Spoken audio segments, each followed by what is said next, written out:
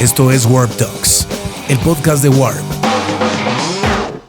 en el que creamos un espacio de diálogo vivo con los nombres que marcan el ritmo en las diferentes industrias creativas alrededor del mundo.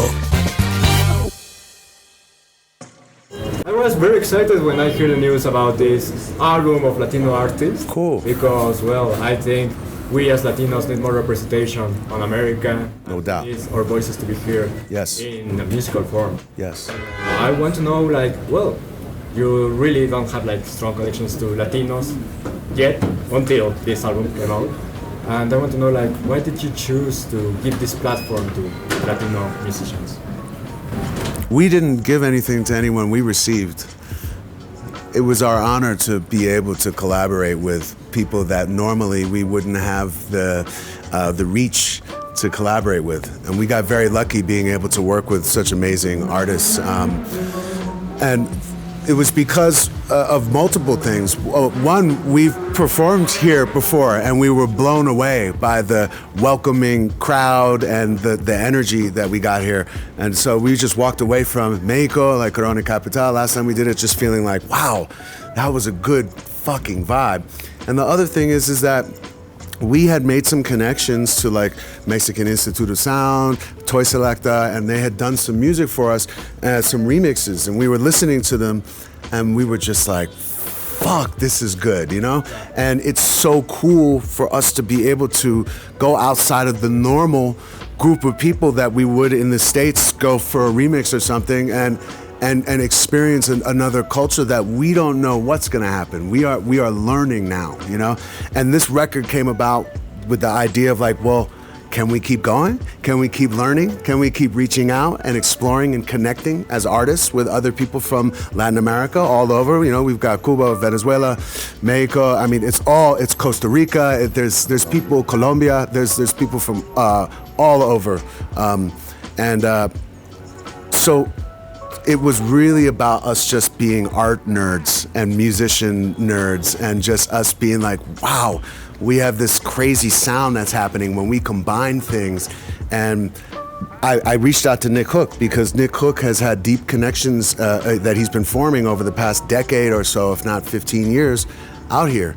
And knowing that me and Mike, despite what we might want to do, we honestly didn't, you know? And so I said to Nick, can you connect us? Can you make us, we want to explore what's there and the minds and the hearts of the artists out here and see if we can make some cool shit.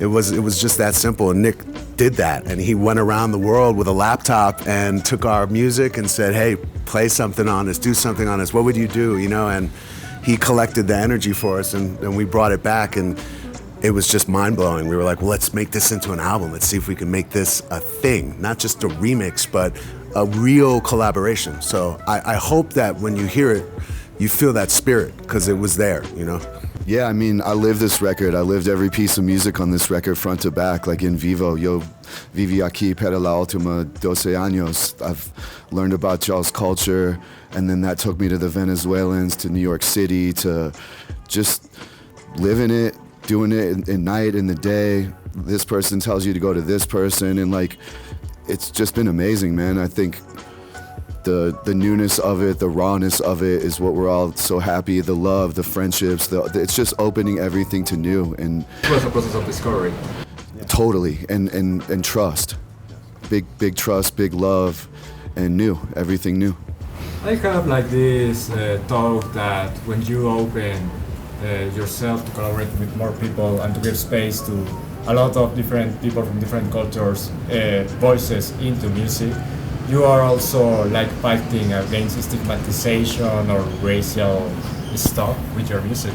Fighting white supremacy and fighting a system that is built on separation, colonialism, the whole shit, and that's where we come from. We come from the gods of that shit, we come from the place where they've taken that idea and applied it to society so hard that it is a rebellious act to reach out to and express love for people outside of your culture. It's just that simple. And it's not because we know anything, it's because we want to know more. And I think that as a human, that's that is the biggest act of rebellion, is admitting that you are not the center of the fucking universe and seeing what else is out there and letting it affect you. We're so used to, as American culture, we're so used to affecting the world that we don't let the world affect us in the same way. And I think that that's part of the beauty of being able to reach out to people. And so when we saw that opportunity was there, we were like,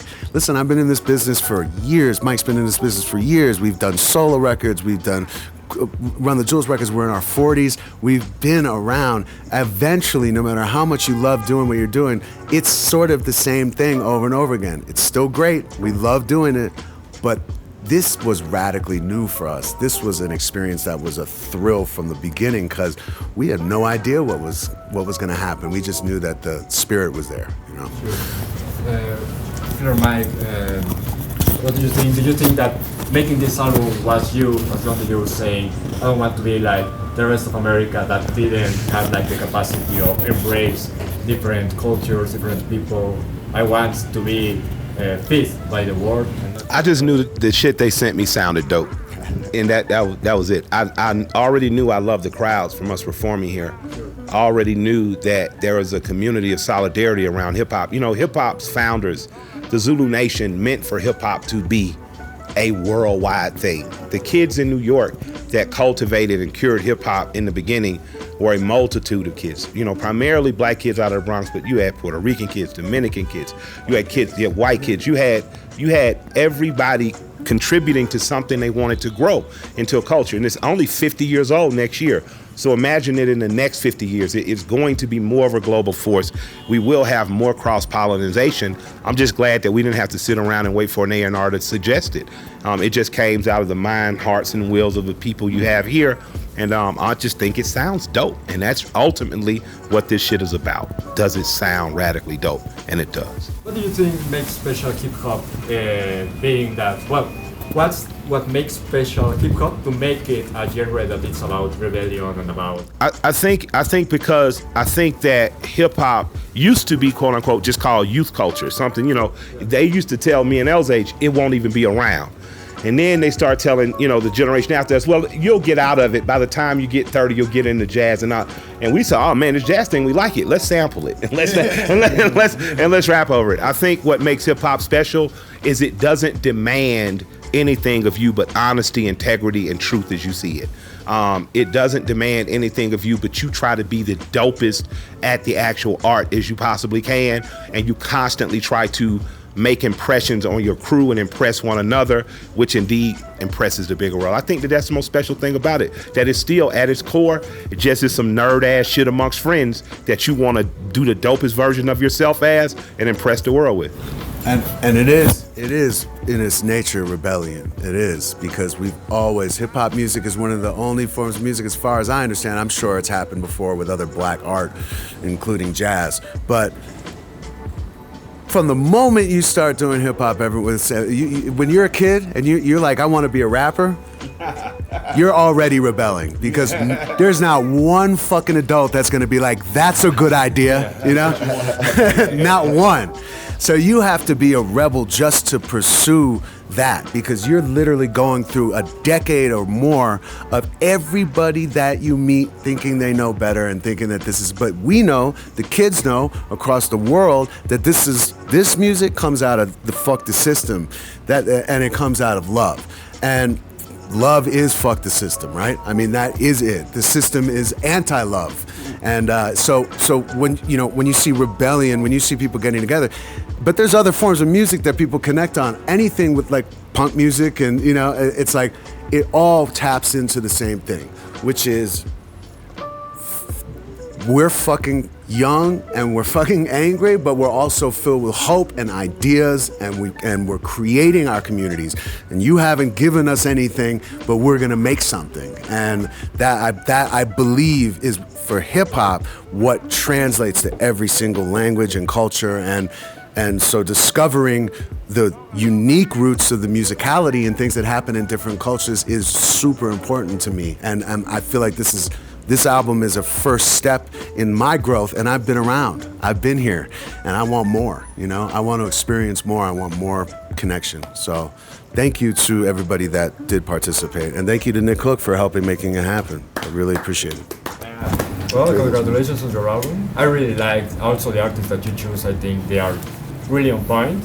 Yeah, you it's a story of us, man. This is just a big story of us to continue on and keep.